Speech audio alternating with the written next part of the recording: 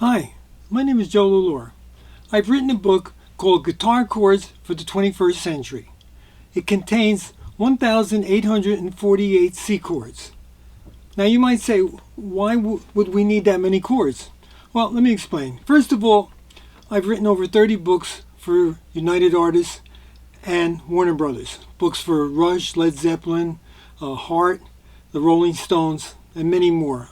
And on blues and composition. Why I did this book was the music that we play is based mostly in the 18th, 19th centuries.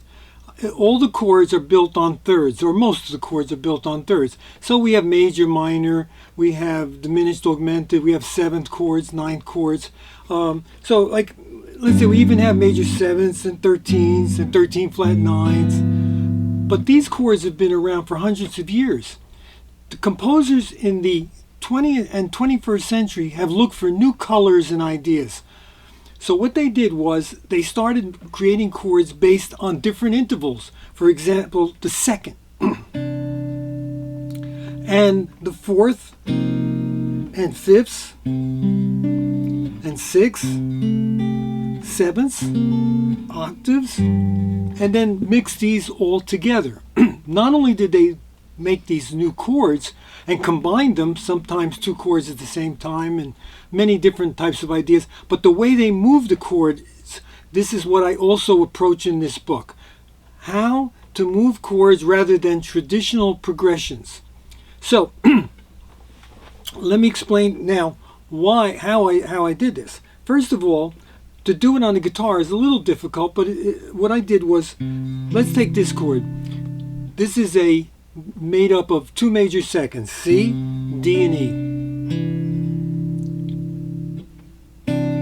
Now, I fingered it on 6 places on the guitar. In other words, with the root on the 6th string, and then on the 5th string, and then on the 4th string, on the 3rd string, and then on the 2nd string, and then on the 1st string. So you have all these different chords, and then as you move them up like a bar chord, so this would be C, D, E flat. Now, let's take that chord, and I'd like to talk about the way modern composers have moved chords. First of all, in a style that Debussy made very popular, is called chord planing. Chord planing is you move the chord either by the sound, if you like so if you made a progression, or you can actually move a traditional way. Let's say we went C, F, and G. Now with the chord planing though,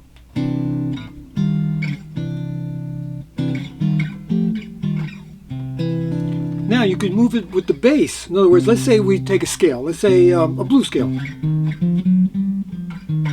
And we move the chord in that with the bass as our guide.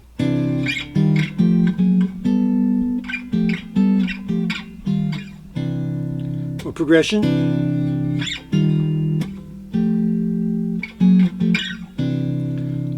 Also, the melody could be the guide. Let's say we had. So now the melody note is the guiding note.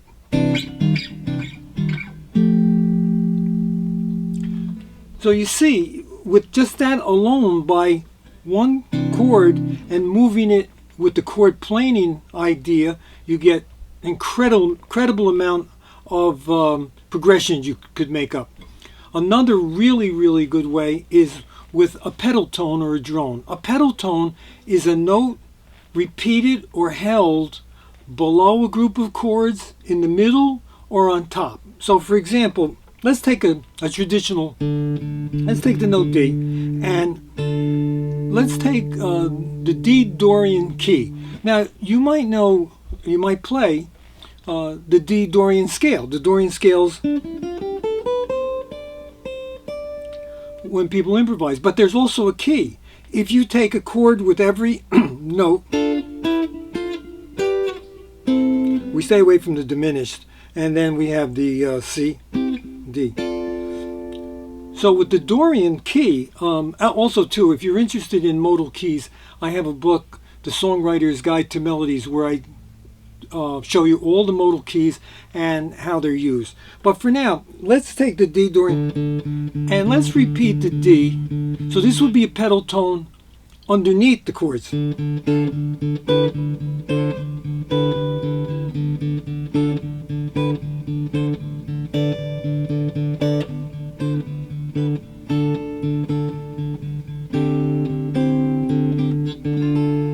So that was a pedal tone underneath. Now this one is very nice. This one is in the middle of the chord. I'm going to take a G. Now this is a, in my book, C minor major second. So C, D, and E flat. Now if I move this up,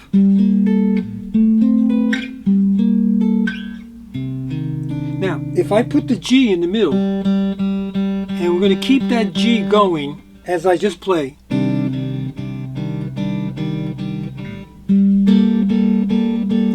You hear the colors? They get dark, they get light.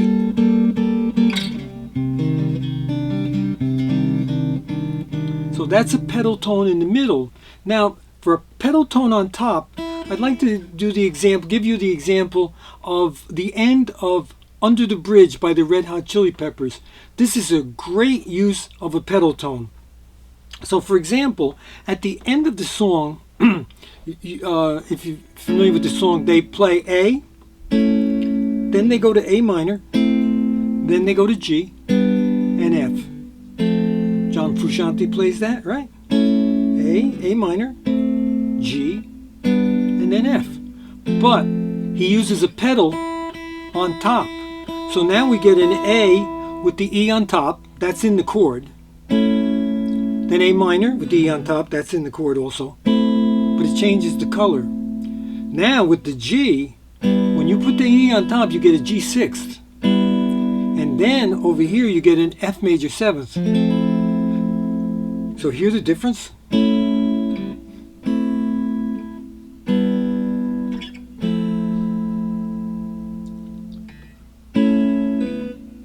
Beautiful the way the colors change. Now let's do that with that C major second I've been using as an example. Let's say I do.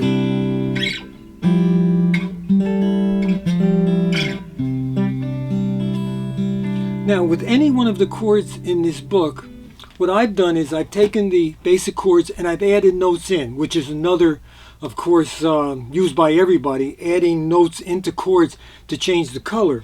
So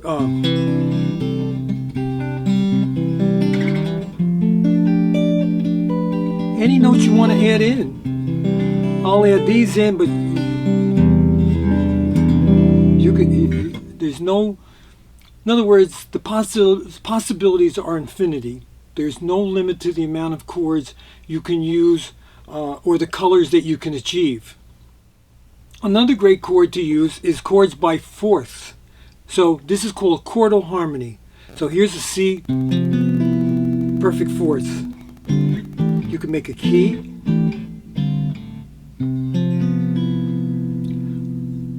You could do solos with fourths. You could go.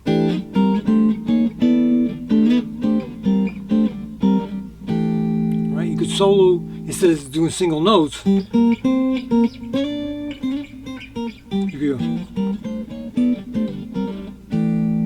Fifths,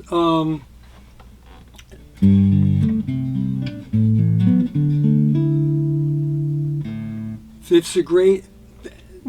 There are so many possibilities. Now, some of the things I talk about in the book are chord substitution, the use of tension and calm, cycles. Cycles in music are so hypnotic. So for example, in one of the greatest cycles of chords used is Smells Like Teen Spirit. When he's playing, right, F, B flat, A flat, D flat. So the whole song is built on this cycle, which is really a form of what they call an ostinato, or a reoccurring pattern underneath.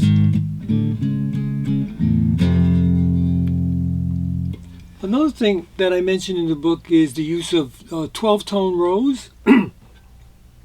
Aleatoric music. Aleatoric music is music by chance. You might roll dice to pick the chords, or any way that you could think of that would be random numbers. This has been used by composers. There are so many. If you have two guitars, you could have bitonal chords, two chords at the same time. Modal keys. So these are things that I talk about in the book. Let me show you a picture of the book. It's available on Amazon. It's called Guitar Chords for the 21st Century, and I think if you approach it as a book of colors and sounds, in other words, you're not going to try and memorize like the way we memorize major chords or minor chords.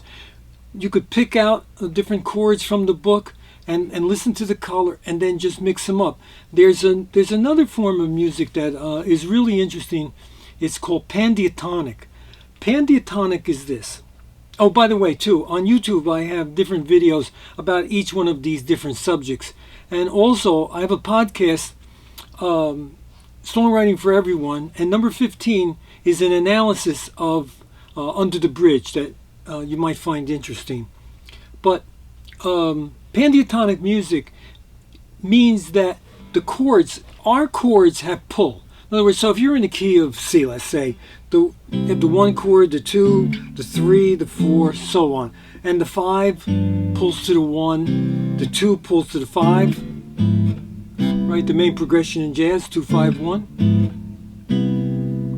Pandiatonic music, you don't have chords that have pull. Each chord is like a column of color, and it really has no purpose to move to the next chord. Each chord is unto itself, and I think you could find that very interesting. So in other words, let's say we went from that chord I've been using as an example to, let's say, the other one I did.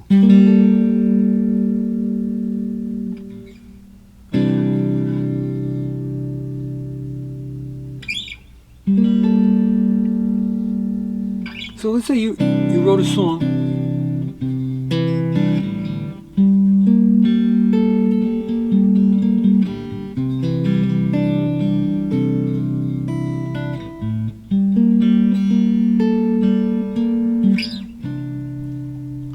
After a while, of course, then they start to have a pull because your ear wants to hear it move back and forth. But so Pandiatonic music, I really think can be really useful.